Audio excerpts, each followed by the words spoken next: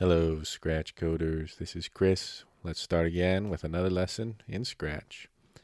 Today, we're going to go over one of the projects that I do with the classes. At about this time, we're doing a lot of math drills. So I want to show how you can create tools, programs for yourself that will help you do other things. In this case, learn some math, drill some math. And it's a little more fun, I think, than worksheets because you really get to fine tune how challenging, how fast, how hard this problem is to yourself when you're doing the tests. But since you know how it works as a program, you learn some stuff there as well. So we're going to learn today about doing some math, some logic with the cat, and some text because the cat's going to start asking us questions.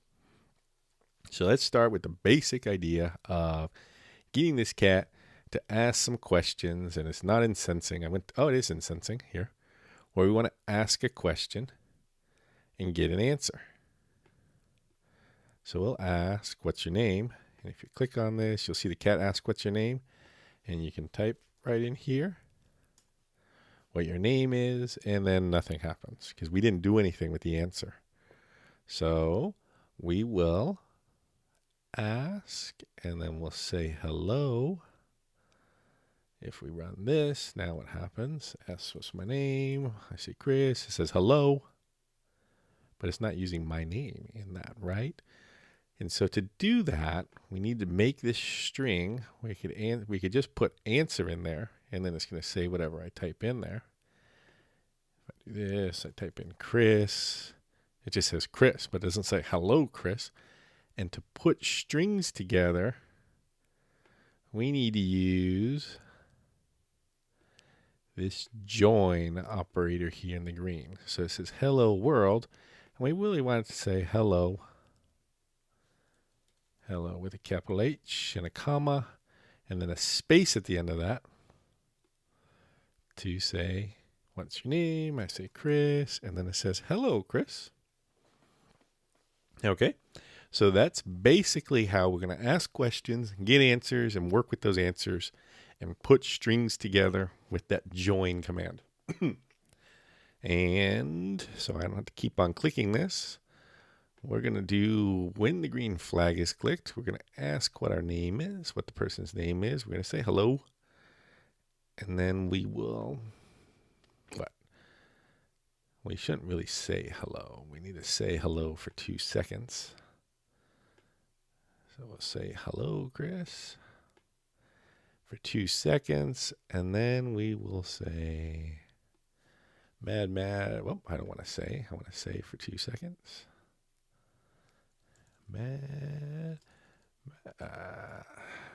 Sorry. In the class, they call it the Mad Math Minute, but here we just call it the Math Minute. Starting in 3 seconds. And then we'll say, afterwards, we'll say the Math Minute starting in 2 seconds.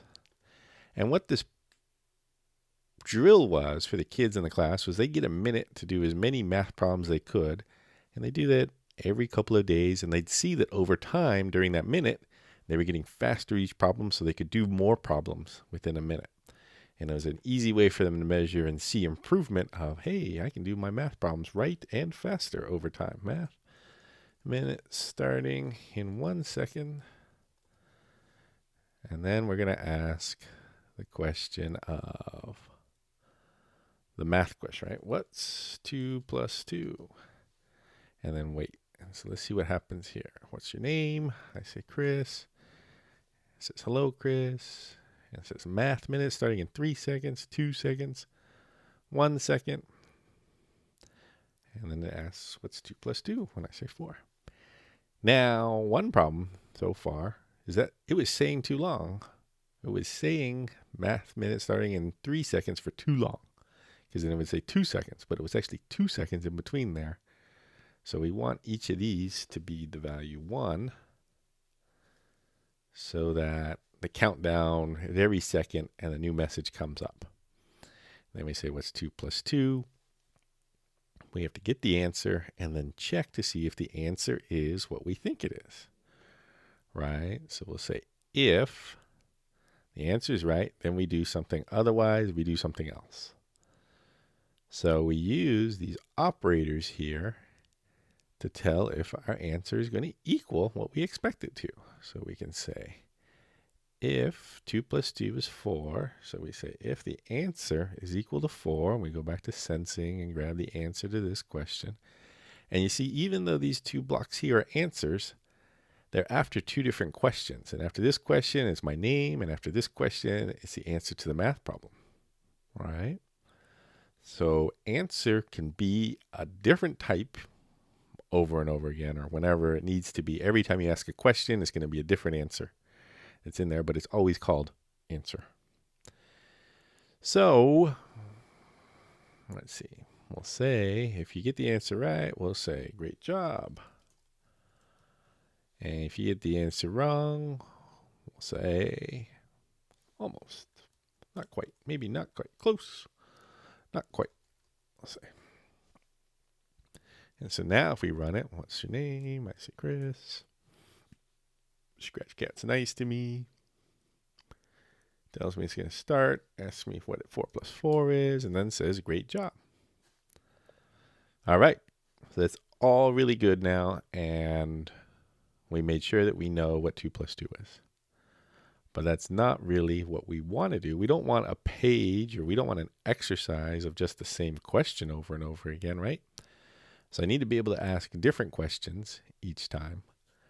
But I don't want to make a whole list. I mean, I could do that. I could write down a whole list of math problems, and then Scratch Cat would just go through the list every time. But that's kind of a lot of work for us to do programming-wise, to go write a whole list. So instead, we're going to use this guy here, right? Pick random. We've used that a little bit before sometimes. And this time we're going to use it. Imagine you're rolling dice, and then you have to solve the math problem that's on the dice.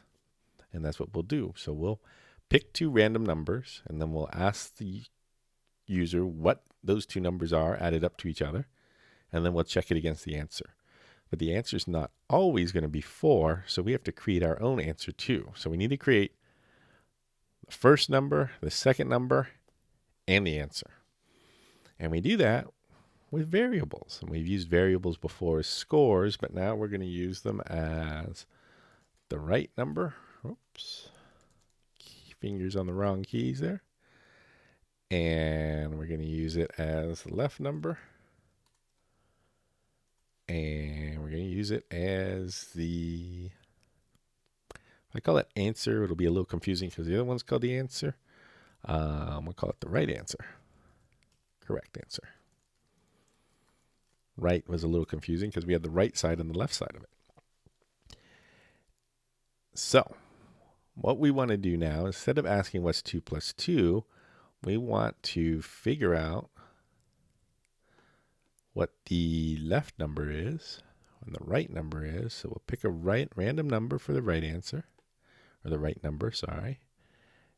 And for the left number, we're going to do the same thing. We're going to pick a random number from 1 to 10.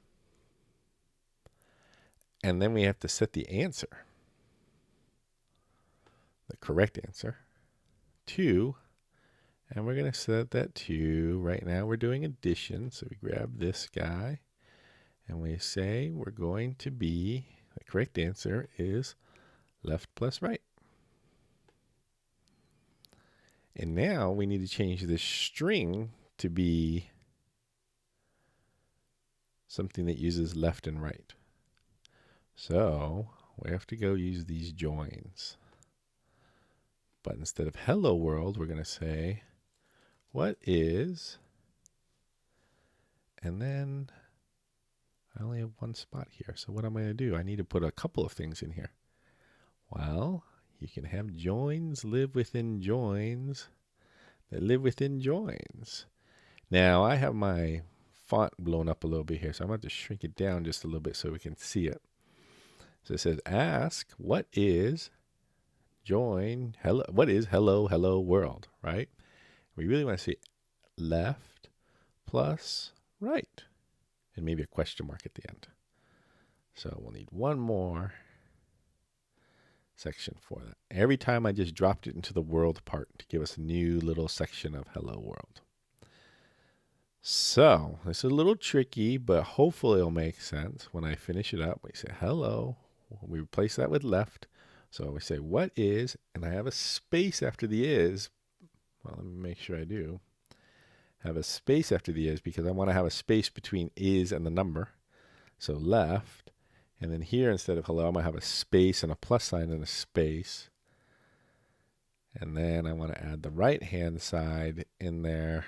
And then I want a space and a question mark. And let's see if this works.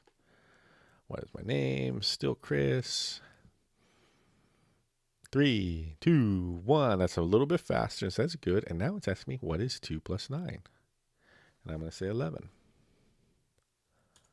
And it says, not quite.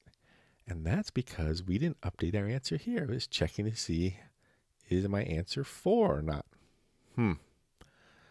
So over here, instead of checking the answer the user typed, which is blue, with 4, we always want to check that with the correct answer.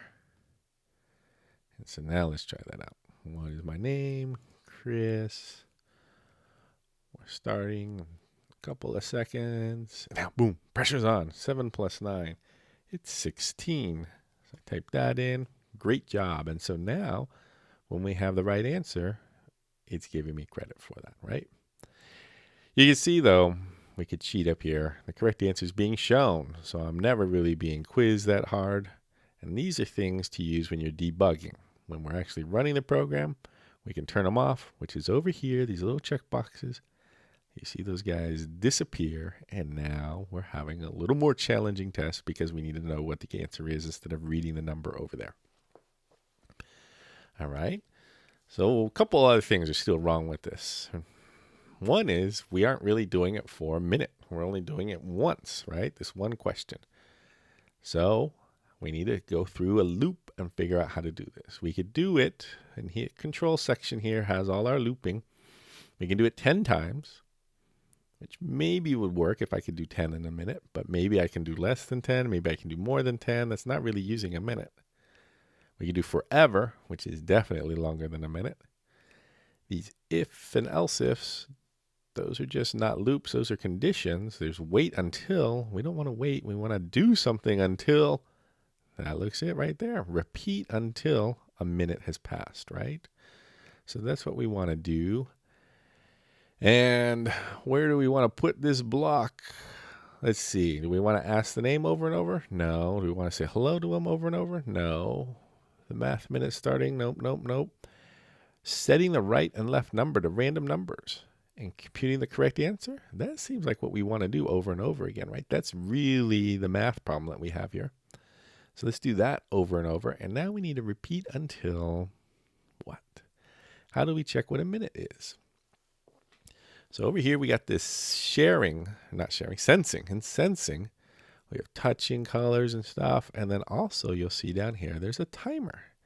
And it has one of those boxes like we can show it like other variables. And you see this timer is counting up every second. And if I hit the green flag, the timer starts at 0 and goes to 1, 2, 3. So that timer is counting off seconds. All right, and we have this reset timer block that will, when we run it, when we click it, it resets the timer. It goes up to 3, then we hit it again. Now it goes back to 0. So if we reset the timer right before we go in this loop, we can repeat until the timer is greater than 60 seconds, right? We want to keep doing this loop until the timer is greater than 60 seconds. And that will repeat, giving us a new math problem and calculating the correct answer over and over again until we've gone over 60 seconds. Now to test this out, let's just do 15 seconds. So I don't have to sit for a minute. And let's try and see if this works. What's my name? Chris. You see the timer over here is running, but it's going to get reset right before it gives us math problems. All right. 4 plus 7 is 11.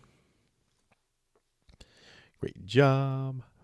4 plus 5 is 9. I got another good answer. Time's running out. 6 plus 4 is 10. And now time's up. and we don't do anything anymore. So that's good. We got through this problem, ended it, but we didn't really tell the user how well they did or anything like that, right? We might say congratulations, you got so many problems right, and we'll say how many problems you got. All right, so let's turn off this timer because that seemed to work okay. After 15 seconds were up, that was good. And so now we need to keep another count of how many answers you got right. Generally, we call that the score. So let's say score again this time. Make it still feel like a game, even though it's math, but math can be a game, so that's okay. And when we start this, we want to set the score to 0, right? Reset the timer, set the score to 0. And then every time they get the right answer, we want to say or change the score by 1. So the score go up, and then at the end we could say, which is in looks, we can say,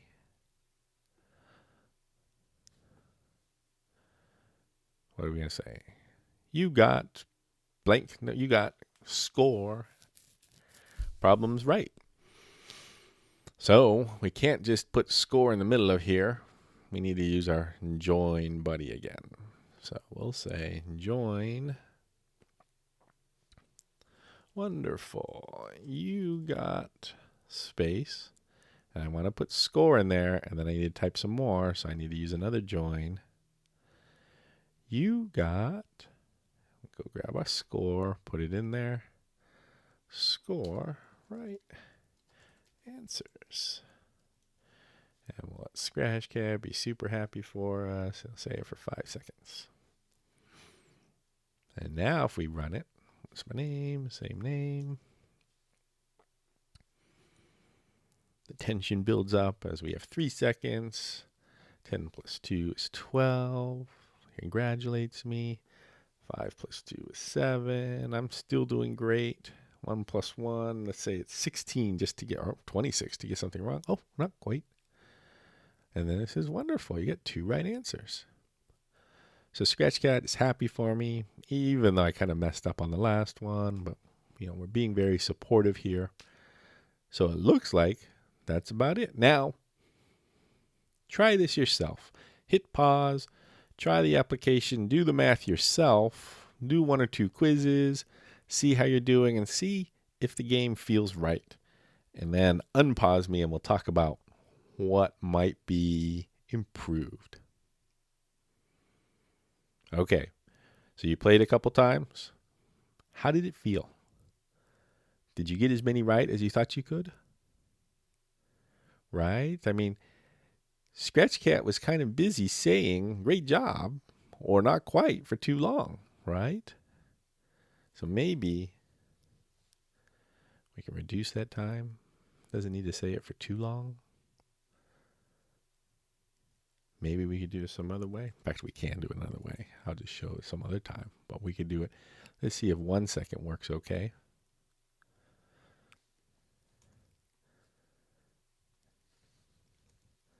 Right, and so here we have these answers coming up a little bit quicker, or the questions coming up a little bit quicker.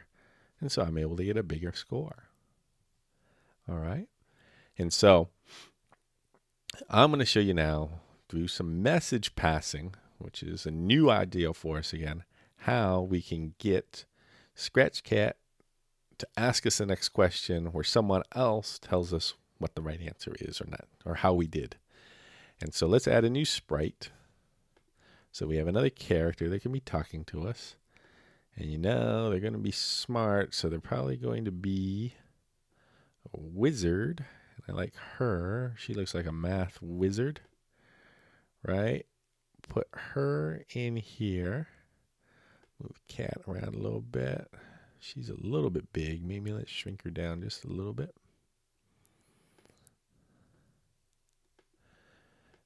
And now now the cat looks big, but all right. So we have these 2 characters.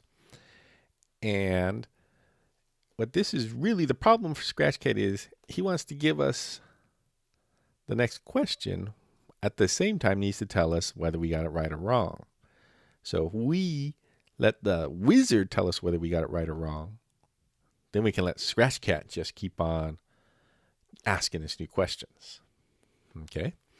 And so instead of Scratchcat saying great job, let's have that in just the great job part. So let's keep the change score in there. Let's have great job, and we drop it over here on the wizard. And it's okay, pop back here so we can throw it away. And not quite, we'll drop it over here on the wizard and then get rid of it. And if we look at the wizard, it's got these two commands in there. But we need to know when we want to do it. So what happens is Scratchcat and the wizard, they can pass messages back and forth to each other. Sort of like passing notes in class, but it's also like talking to people. It's also like giving people a phone call. It's like sending people an email. And it's this thing over here called events. And so Scratchcat can broadcast messages out. And let's try that. So Scratchcat's going to broadcast a message, and we're going to say instead of message 1, we're going to make it a new message. And this one is going to be called correct answer. Okay, so that's going to get sent out whenever the correct answer was given. And then when the wrong answer is given, Scratchcat's going to broadcast a new message, and we're going to call this one probably the wrong answer. Okay, so instead of Scratchcat talking to the user, saying good job or whatever, right? He is going to say to the other program sprites here, correct answer and wrong answer. And so now we just need the wizard to respond to it. And you see next to these broadcast items, they also have when I receive. So these are two messages that you can get, wrong answer, correct answer, or when I receive a new message and you define it. So you can see here, when I receive the correct answer, we want to say great job. And when I receive the wrong answer, I want to say not quite for a second. We'll maybe make it 2 seconds now. Now that it doesn't matter how long this wizard's taking to say it, we can say it a little bit longer so that the cat can be talking on its own. So let's try this. What's my name? I say Chris. It says hello to me. It's starting. We don't know what this wizard's doing. 7. And now when I hit return, and it's the right answer, then cat's going to say, hey, correct answer to all the other sprites. And the wizard's going to hear, hey, I heard correct answer, so I'm going to do this, right? Let's see what happens. And it said, great job. And then, because I took so long explaining it, I only got one right answer. Let's try it again. Let's see if I can get more than one right answer.